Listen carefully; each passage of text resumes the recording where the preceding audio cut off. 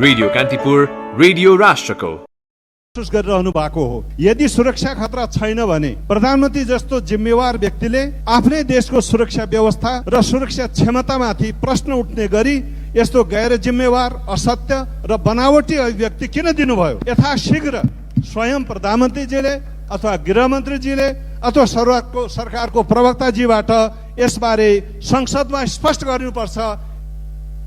सत्ता समर्थक माओवादी केन्द्रका मुख्य सचेतक देव गुरुङले केपी शर्मा ओली नेतृत्वको सरकारले संविधान विफल बनाउन लागि परेको आरोप लगाउनुभयो। फागुन 23 गतेदेखि नै सामान्य विषयमा मात्र छलफल भइरहेको उल्लेख गर्दै गुरुङले सरकारले सदनलाई बिजनेस विहीन बनाएको उल्लेख गर्नुभयो। यतिखेर चाहिँ सदनलाई बिजनेस विहीन बनाइरहेको छ। सदनलाई बिजनेस दिनुपर्ने यो प्रणालीमा सरकारको दायित्व, सरकारको जिम्मेवारी हो। सरकारको जिम्मेवारीको आधारमा बिजनेसमा सञ्चालन हुने कुरा हो। तर चाहिँ तपाईँको सरकारले बिजनेस दिइरहेको छैन। त्यसले गर्दाखेरि सदन सुरु भएपछि अस्ति 23 गतेदेखि सदन सुरु भएदेखि चाहिँ अहिले पटक पटक हामी चाहिँ विभिन्न सामान्य एजेन्डाहरूमा मात्रै सीमित भइरहेको छ। एजेन्डा विहीनताको अवस्थामा छ र एजेन्डाको हिसाबले हेर्ने हो भने सदनभित्र थुप्रै एजेन्डाहरू चाहिँ छन्। सत्तारूढ नेकपा एमालेकी सचेतक शान्ता चौधरीले भने सरकारको बचाउ गर्नुभएको छ।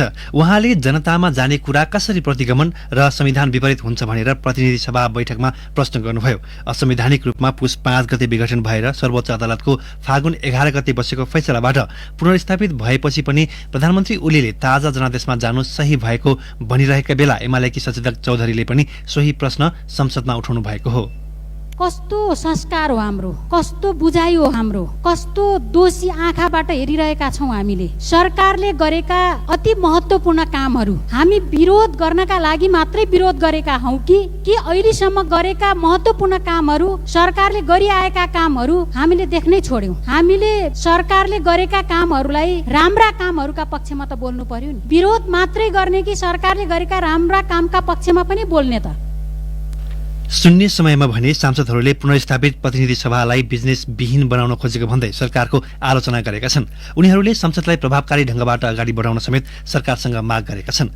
माओवादी केन्द्रका सांसद टेकबहादुर बस्नेतले संसदलाई कहिलेसम्म सरकारले बिजनेस विहीन बनाउने हो भन्दै प्रश्न गर्नुभयो। कांग्रेस सांसद ढिला संग्रौलाले पन्तले कामविहीन भएर विदेशबाट फर्किएका नेपाली श्रमिकको पुनर्स्थापनाका लागि सरकारले ध्यान नदिएको आरोप लगाउनुभयो। सांसद दिव्यमणि राज भण्डारीले कोभिड-19 को जोखिम नियन्त्रण गर्न प्रभावकारी व्यवस्थापनका लागि सरकारले गरिरहेको तयारीबारे सदनलाई जानकारी गराउन माग गर्नुभयो। माओवादी केन्द्रकी पूर्णकुमारी सुवेदीले शान्ति सम्झौता अनुरूप बेपत्ता पारिएका नागरिकको खोजबिनका लागि तदारुकता देखाउन सरकारसँग माग गर्नुभयो।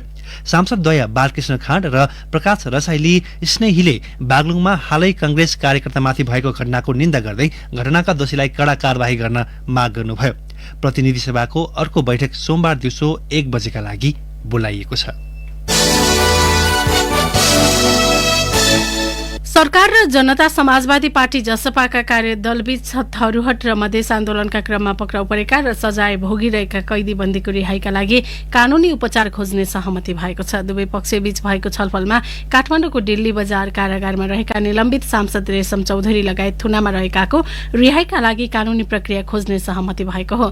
सरकारी कार्यदलका सदस्य परराष्ट्र मामिला सल्लाहकार डाक्टर राजन भट्टराईले कानून र संविधानले दिएको क्षेत्राधिकारभित्र रहेर छलफल भएको बताउनुभयो। छलफलमा सरकारी टोलीले अहिलेसम्म भएका क्रियाकलापका बारेमा जानकारी गराएको जसपा नेता लक्ष्मणलाल कर्णले बताउनुभयो। थरुहट र मधेस आन्दोलनताका लागेका मुद्दाहरूको लिस्टिङ गर्ने र सरकारले प्रक्रिया पुर्याएर फिर्ता लिने सहमति पनि भएको नेता कर्णले जानकारी दिनुभयो। नेता कर्णले छलफल सकारात्मक भएकाले केही दिनमै निष्कर्षमा पुग्ने बताउनुभयो। प्रदेश 1 मा माओवादी केन्द्रले सरकारलाई दिएको समर्थन र मुख्यमन्त्री शेरधन राई विरुद्धको अविश्वासको प्रस्ताव फिर्ता लिने भएको छ। माओवादी केन्द्रका प्रमुख सचेतक झलक बहादुर मगरले प्रदेशसभाको चैत 23 गते बस्ने बैठक अगावै सरकारलाई दिएको समर्थन फिर्ताको औपचारिक घोषणाको तयारी भएको जानकारी दिनुभयो। एमालेका माधव कुमार नेपाल पक्षका 16 जना सदस्यले हिजो सामूहिक रूपमा हस्ताक्षर फिर्ता लिइसकेका छन्। तत्कालीन नेकपाले मुख्यमन्त्री राई विरुद्ध 23 जना प्रदेशसभा सदस्यको हस्ताक्षर सहित पुस 12 गते प्रदेशसभामा अविश्वास प्रस्ताव दर्ता गराएका थिए।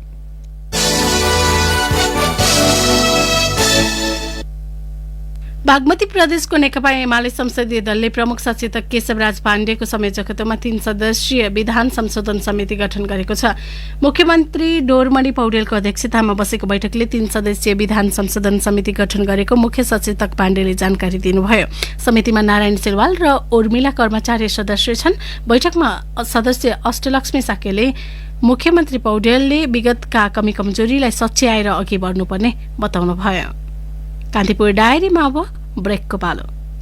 पूजा यो धुन सुन अनि भन है के को हो? हुन्छ। यो फेयर एन्ड लभली को। फेरि सुन।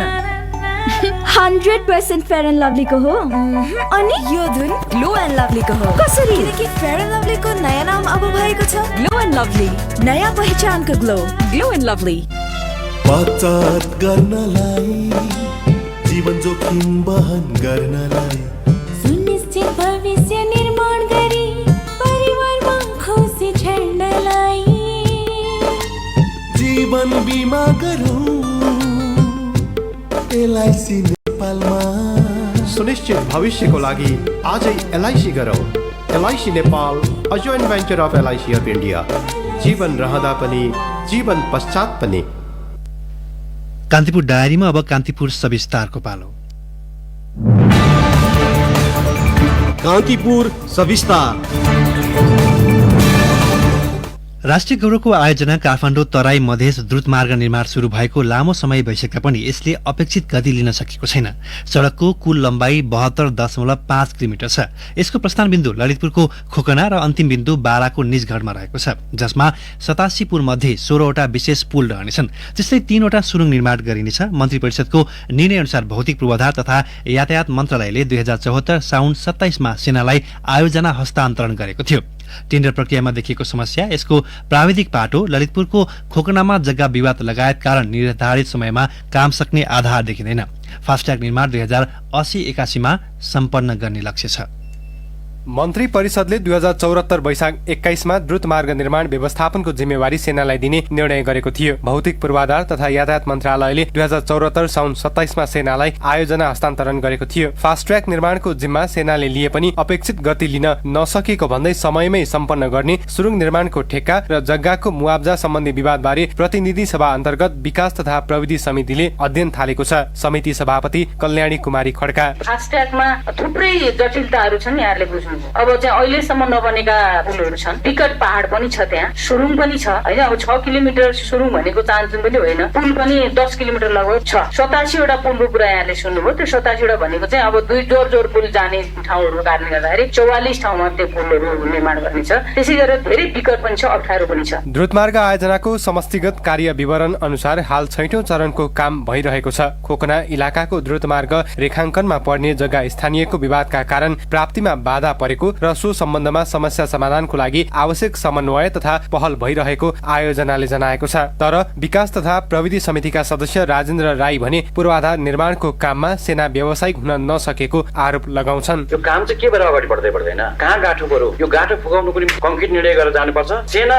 र निर्माण व्यवसायी तात्विक भिन्नता हुनु पर्यो नि त। भिन्नता देखिएन, कति एउटै छ क्यारे हेर्नुहोस्। सेनालाई किन दिइराख्नु पर्यो त? सेनाले पनि टेन्डरै हाल्नै रहेछ, महत्त्वपूर्ण प्रश्न होइन। फास्ट ट्र्याक निर्माणको वस्तुस्थिति अध्ययन गर्न विकास तथा प्रविधि समितिले सांसद गणेश पहाडीको संयोजकत्वमा अध्ययन गर्ने गरी 5 सदस्यीय उपसमिति गठन गरी काम अघि बढाएको छ। फास्ट ट्र्याकको निर्माण अवधि र अन्य समस्या बारे उपसमितिले अध्ययन गर्नेछ। समिति सभापति खड्का, यो खोकनाको विवाद आज होइन, त्यहाँको जनताहरूको यो जम्मै प्रोजेक्टहरू जाने हुँदाखेरि हामीले प्रयास नगरेको पनि होइन। हामी अलि मसिनो ढङ्गले चाहिँ ल अध्ययन गरौँ, यो खोकनाको विवादमा कोसँग बसेर समस्या समाधान हुन्छ, यो खोकनाको विवादलाई समस्या समाधान कसरी गर्न सकिन्छ भने यही उपसमितिले गरोस्। विभिन्न खालका प्रश्नहरू उठेका छन्, यसलाई समाधान पनि गर्ने, समयमा सम्पन्न गर्न सकिन्छ कि सकिँदैन, वास्तविकता के हो त? मेलम्चीको अनुभवले हामीलाई बताएको छ। त्यसकारणले गर्दाखेरि उपसमितिले अलिक गहिरो अध्ययन गरेर सार्वजनिक रूपमा चाहिँ प्रश्न उठिरहेका, ठेक्का टेन्डरका कुराहरू उठिरहेका छन्, विविध प्रोसेसका कुराहरू पनि विवादमा आइरहेका छन्। यस सन्दर्भमा गहिरो अध्ययन गरौँ। आयोजना निर्माणमा गत पौषसम्म 17 अर्ब 73 करोड रुपैयाँ खर्च भइसकेको छ। आयोजना अन्तर्गत अधिग्रहण गर्नका लागि प्रकाशित सूचना मध्ये हालसम्म 84% जग्गाको मुआब्जा वितरण भइसक्यो। बनिसकेको छ। 445 रोपनी जग्गाको मुआब्जा वितरण गर्न अझै बाँकी छ। आयोजनाका लागि चालु आर्थिक वर्ष पुँजीगत तर्फ 8 अर्ब 84 करोड र चालु तर्फ 9 करोड 84 लाख गरी 8 अर्ब 93 करोड 88 लाख रुपैयाँ बजेट विनियोजन भएको छ। सेनाका बलाधिकृत रथी प्रभुराम शर्मा, हामीले पैसा लागत बढाउनलाई कुनै पनि किसिमको क्रियाकलापहरू गरेका छैनौँ। पुरानै दर रेटमा यो हुन्छ र भइरहेको छ। यसमा हाम्रो इन्ट्रेस्ट पनि छैन। PPMO मा भएको डकुमेन्टहरू किन युज भएन भन्ने कुरोमा हामीले सबै सम्पर्क, समन्वय, लेखापढी, मिटिङ, उहाँहरूलाई पर्ने हस्टिलोमा सघाउने कामहरू PPMO सित सम्पूर्ण क्रियाकलाप गरेर मात्रै काम गरेका छौँ। इभन डकुमेन्ट पनि उहाँहरू PPMO मा लगेर देखाएर तपाईँहरूसित छैन भने यही पास गरिदिनुहोस् भनेर भन्दाखेरि उहाँहरूले त्यही हामीले बनाएको डकुमेन्ट क्याबिनेट स्तरसम्म लगेर देखाएर ल यही अनुसार गरे हुन्छ भनेर शुद्ध आइपुगेको छ। पारदर्शितामा जोड दिएका छौँ। धेरै पटकको सर्वेक्षणले सबैभन्दा बढी नेपालीले विश्वास गर्ने संस्था नै नेपाली सेना रहेको देखाउँदै आएको छ। विपदमा होस् वा हर्ष बढाइमा नेपाली सेनाको भूमिका अग्रणी रहँदै आएको छ। भौगोलिक दृष्टिले विकट मानिएका आयोजना पूरा गर्नमा पनि नेपाली सेनाको भूमिका प्रशंसनीय छ। तर नेपालीले सबैभन्दा बढी भरोसा गरेको त्यही नेपाली सेनालाई पछिल्लो समय फास्ट ट्र्याक निर्माणमा अनियमितता गरेको उजुरी पनि परेको छ, जसको अध्ययन संसदीय समितिले गरिरहेको छ। जग्गा मुआब्जाको विवाद, कोरोना महामारी, सामग्री अभाव लगायत कारण पछि धकेलिँदै गएको फास्ट ट्र्याक निर्माणको लागत अनुमान 1 खर्ब 11 अर्बबाट बढेर 1 खर्ब 75 अर्ब रुपैयाँ पुगेको छ। अनि प्रगति भने 11% मात्रै। निर्धारित समय आसपास बिना विवाद फास्ट ट्र्याकको काम सम्पन्न हुन सके सेनाको साख अझै बढ्ने थियो कि। रेडियो कान्तिपुरका लागि सूरज राज थला। कान्तिपुर सविस्तार।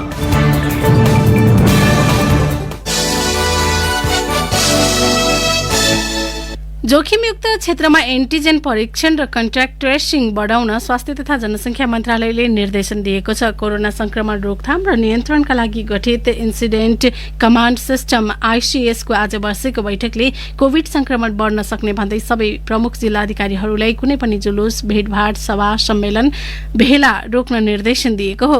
मन्त्रालयले आयोजना गरेको मिडिया ब्रिफिङमा प्रवक्ता डाक्टर जागेश्वर गौतमले सबै सरकारी तथा निजी प्रयोगशालालाई तयारी अवस्थामा राख्न र सरकारी प्रयोगशालामा आवश्यकता भए जनशक्तिका लागि थप रकम माग गर्न सक्ने उल्लेख गर्नुभयो।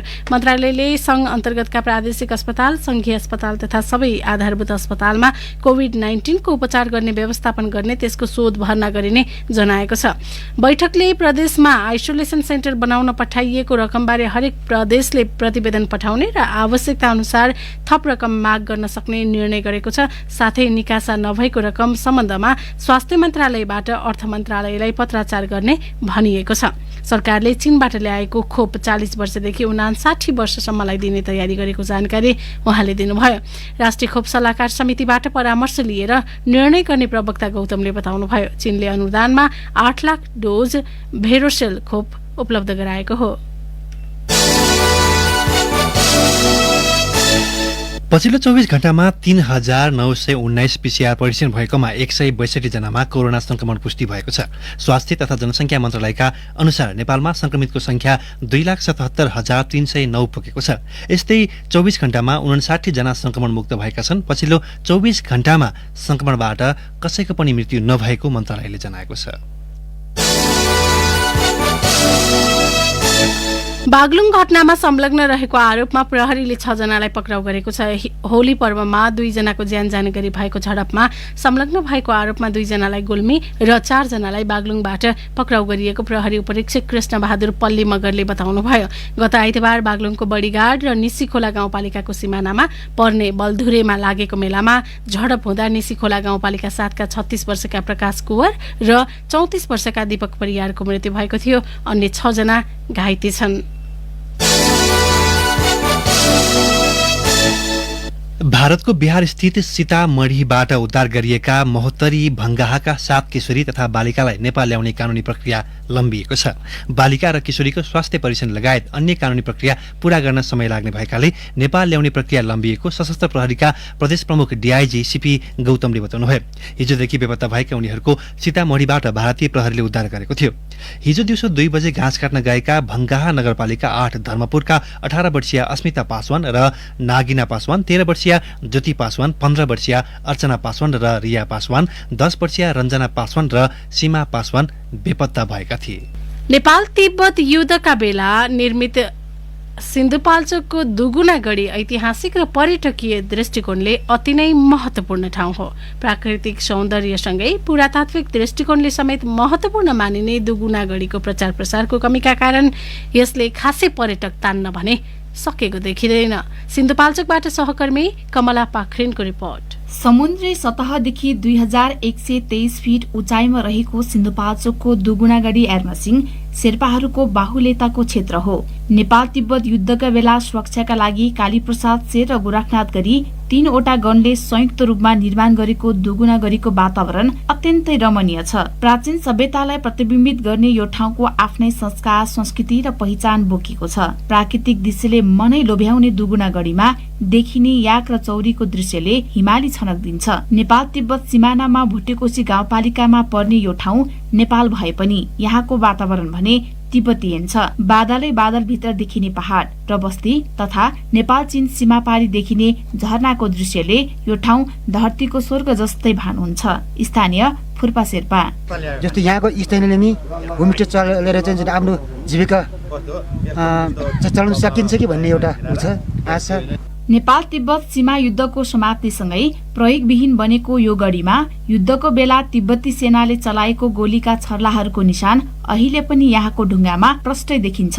जङ्गबहादुर राणाले युद्धको बेला घुँडा टेकेर तिब्बतको सेनामाथि एकै ठाउँबाट गोली प्रहार गरेको इतिहास छ। जङ्गबहादुरको पाइलाको निशानले अहिले पनि त्यो बेलाको इतिहासलाई जीवित राखेको भुटेकोशी गाउँपालिकाका प्रमुख राजकुमार पौडेल बताउँछन्।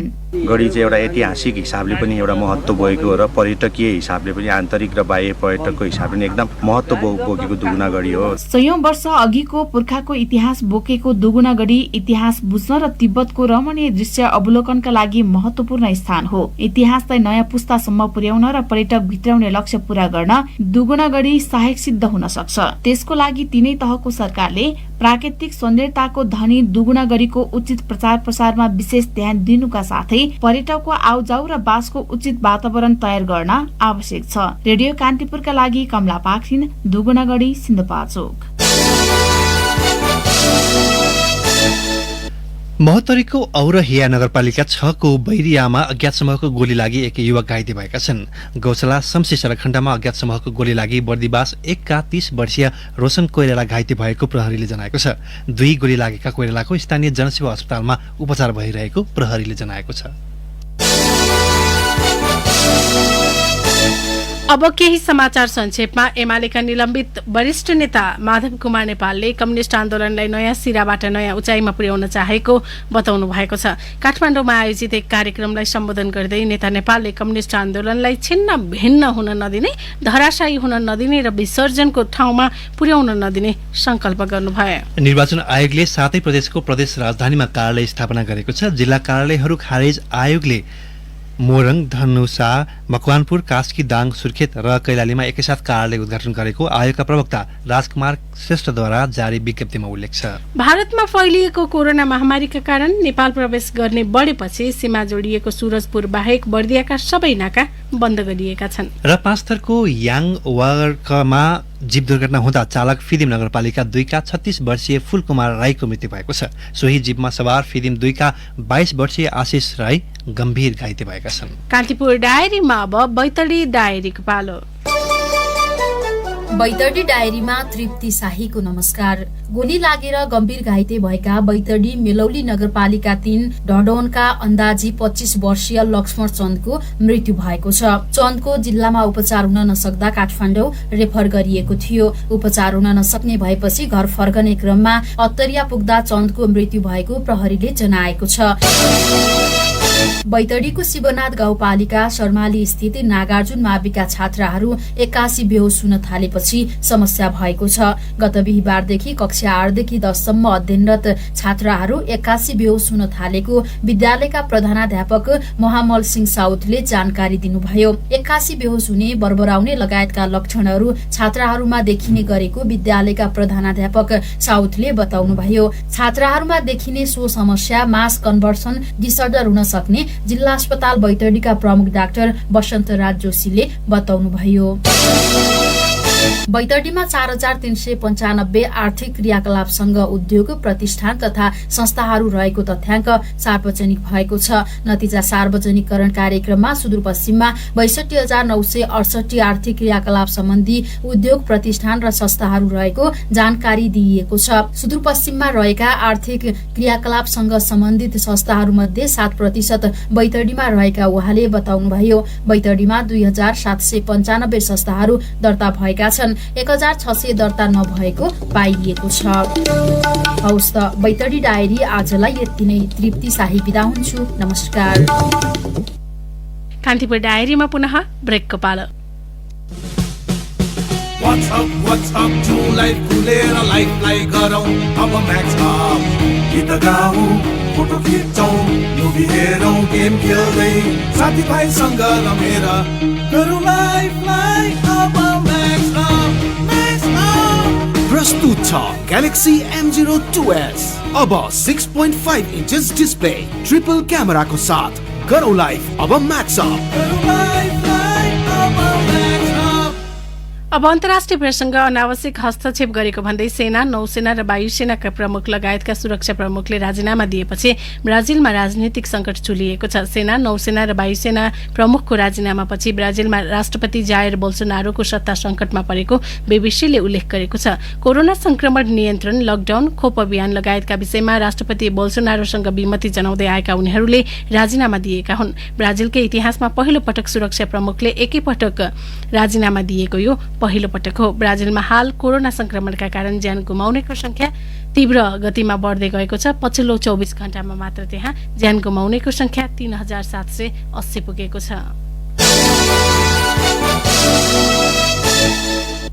जापानले म्यानमारलाई तत्काल कुनै पनि नयाँ आर्थिक सहायता नदिने भएको छ। म्यानमारमा जारी सैन्य कु विरुद्ध जापानले पछिल्लो कदम चालेको हो। जापानका विदेश मन्त्री तोसिमित्सु मोतेगीले म्यानमारका लागि उपलब्ध गराउँदै आएको आर्थिक सहायताको निरन्तरता भङ्ग गरेको र तत्काल कुनै पनि नयाँ सहायता उपलब्ध नगराउने विषयमा आफू प्रष्ट रहेको बताउनुभयो।